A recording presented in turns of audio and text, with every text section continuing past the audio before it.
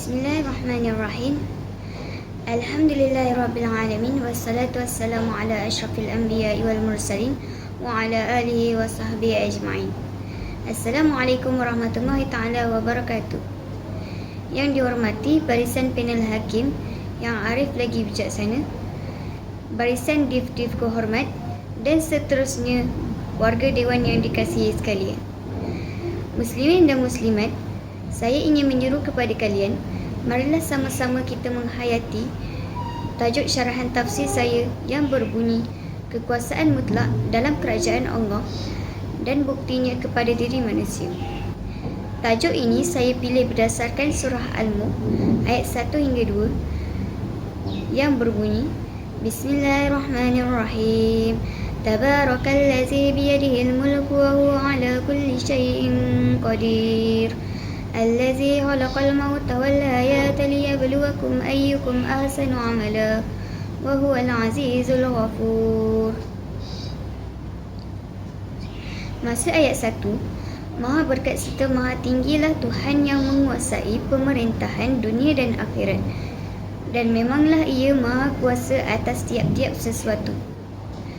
Maksud ayat kedua, Dialah yang mentakdirkan adanya mati dan hidup kamu untuk menguji siapakah di antara kamu lebih baik amalnya. Dia Maha kuasa membalas amal kamu, lagi Maha pengampun bagi orang-orang yang bertaubat.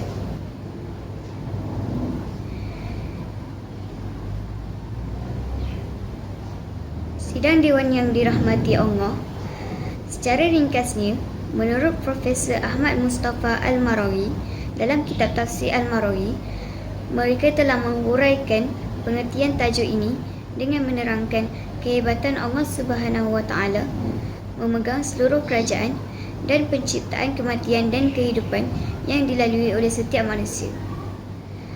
Hadirin dan hadirat sekalian, pada pangkal ayat pertama surah Al-Mulk ini dijelaskan bahawa Allah Subhanahu wa Ta'ala menyucikan zatnya daripada bersifat seperti makhluk.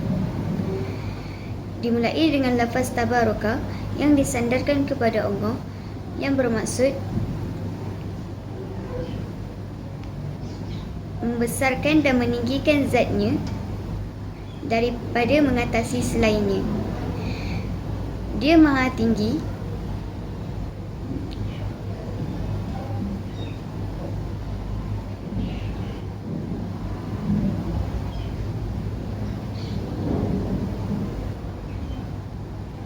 Dia tidak dipengaruhi oleh sebarang unsur kelemahan.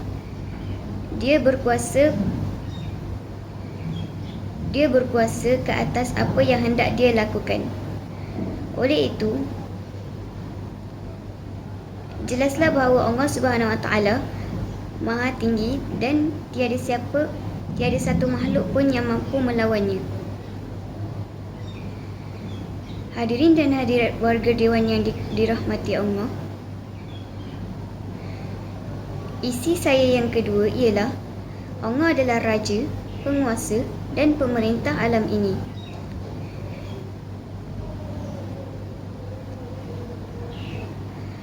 Seluruh kerajaan dan pemerintahan itu adalah hak eksklusif Allah Subhanahu wa Ta'ala sahaja. Dialah yang mentadbir alam mawujud ini, dan Dia Maha tinggi Tuhan yang di tangannya terdapat kerajaan langit dan langit. Maha tinggi Tuhan yang di tangannya terdapat kerajaan dunia dan akhirat. Oleh itu, mohonlah keberkatan daripada Allah Subhanahu wa Ta'ala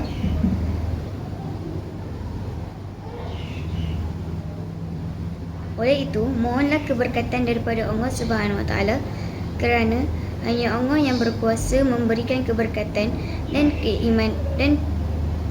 keimanan kepada kita. Oleh itu, mohonlah keberkatan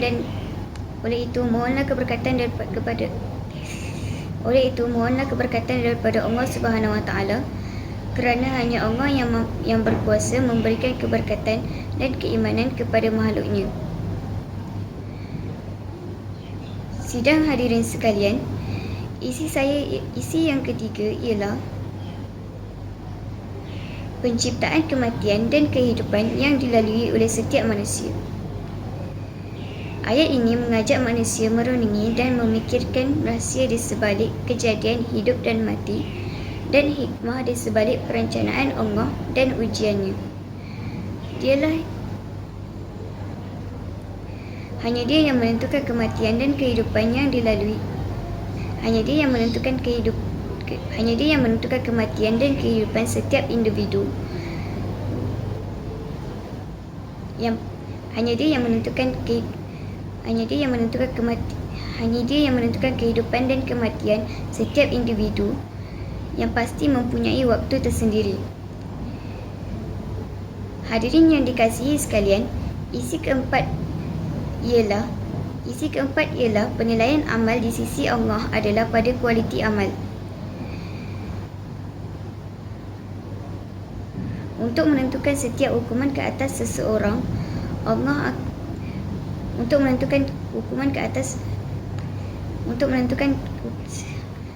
menentukan setiap hukuman ke atas seseorang, Allah akan melihat amalan yang ikhlas di antara mereka.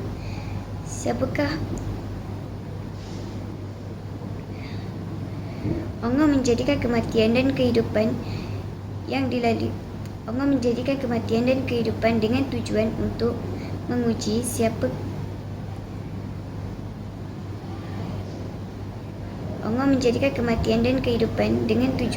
menguji siapakah di antara makhluk ciptaannya yang paling baik amalnya. Hadirin sekalian, kesimpulannya, tiada perkara dalam urusan hidup dan mati yang berlaku secara kebetulan, sia-sia atau tersilap.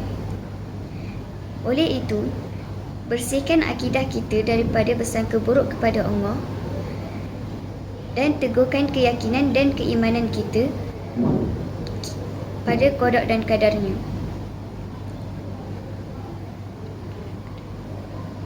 Sekian, wabillahi taufiq wal hidayah. Wassalamualaikum warahmatullahi taala wabarakatuh.